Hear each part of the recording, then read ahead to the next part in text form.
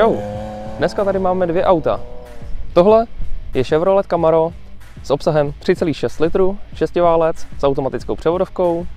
No a tohle je Chevrolet Camaro, automatická převodovka, obsah 3,6 litru. Je mi naprosto jasný, jakou otázku si pokládáte.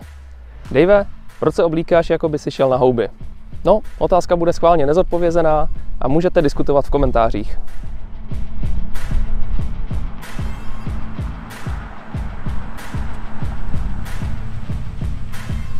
Přestože tyhle auta vypadají na papíře dost stejně, mají stejný motor, vyrobený jsou kolem roku 2013, tohle je trošku starší, kilometrů mají najeto stejně a cenou se taky moc neliší, tak jsou dosti rozdílné. A věřte mi, že nejenom barvou.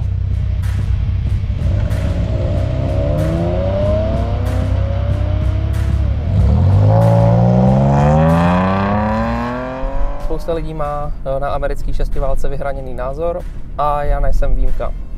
Za mě je to ideální motorizace na české silnice. Je to motor, který funguje za sucha i za mokra a je rychlej bez toho, aby byl zbytečně nebezpečný. Auto taky moc nežere, v tuhle chvíli si auto bere 11 litrů na 100 a pokud budete jezdit hlavně dálnice, tak budete jezdit ještě za míň. Další věc je levnější servis a pořizovací cena. S V8 získáte navíc zvuk a také uznání od lidí na srazech a to je asi tak všechno.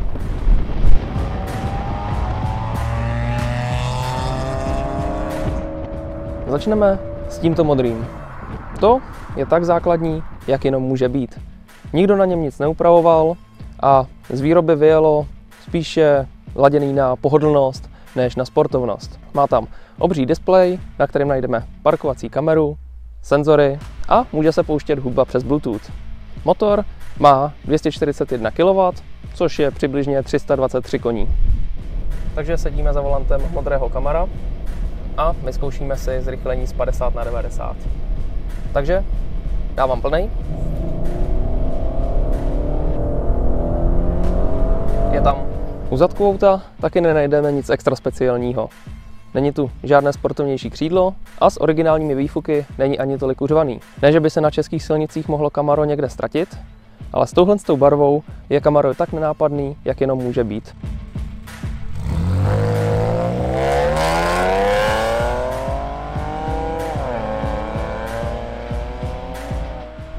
Tenhle kus je šitý hlavně na pohodu. Prostě je hodně rychlý a pohodlný, bez toho, aby řval nebo vypadal agresivně. Paradoxně, tohle auto má výbavu, která by byla daleko užitečnější v autě druhém. Jasně, parkovací senzory i kamera jsou naprosto úžasný, ale daleko víc se hodí v autě, ve kterém nevidíte skrz křídlo dozadu.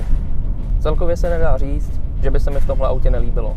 Je to prostě křižník na dlouhé cesty.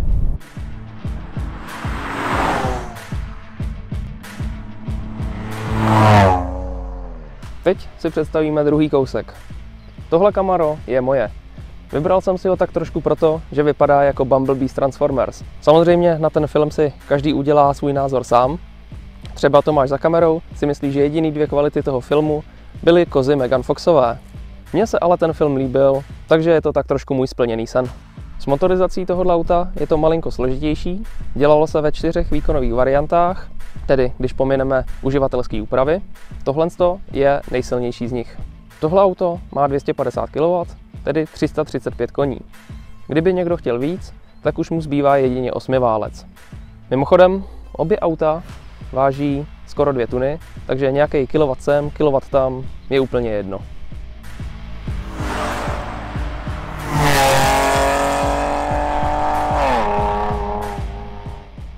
Tak, sedíme ve žlutém Camaru a ukážeme si, jak bezvýznamný těch pár kilowatt navíc je. Takže 50 km a plnej. Je tam. Věřte tomu nebo ne, ale většinu věcí, co na tom autě vidíte, tak je tak, jak auto vyjelo z výroby. Co je odlišný od výroby, je tadyhle slízátko, kola z SS verze a sportovnější výfuky. Co se týče detailů s tématikou Transformers, tak tam si nejsem úplně jistý, kdo je dělal, ale každopádně tenhle konkrétní kousek je moje práce.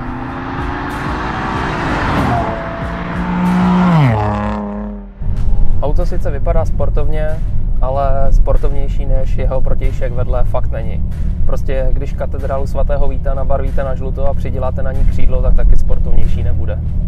Je to auto na dlouhé cesty a taky trochu i na machrování. Konec konců kamkoliv přijedu, tak si to lidi fotí a musím se přiznat, že mi to občas i vadí.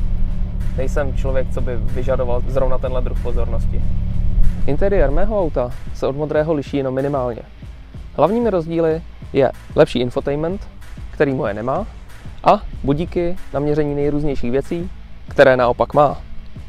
Musím říct, že u tohohle auta by byl ten infotainment lepší, ale není to nic, co by mi přímo trhalo žíly.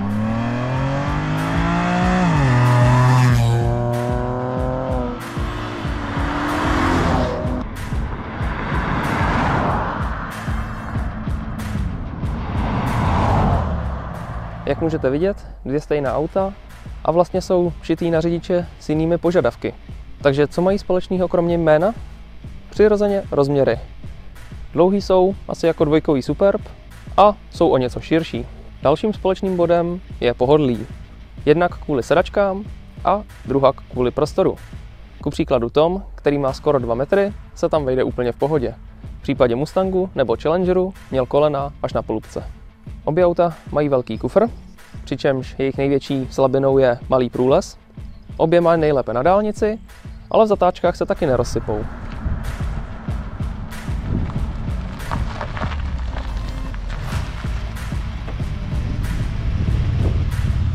To je pro tohle video vše. Kdyby náhodou někdo chtěl Camaro, tak tenhle modrý kousek je v tuhle chvíli na prodej. Dole v popisku videa najdete odkaz a pokud tam není nebo nefunguje, tak je auto již prodané. Pokud se vám video líbilo, mrskněte tam odběr. Pokud je tohle první video, které od nás vidíte, koukněte se na další videa. Můžete se podívat i na náš Facebook a Instagram, občas tam líkujeme nové projekty. To je od nás vše. Čus!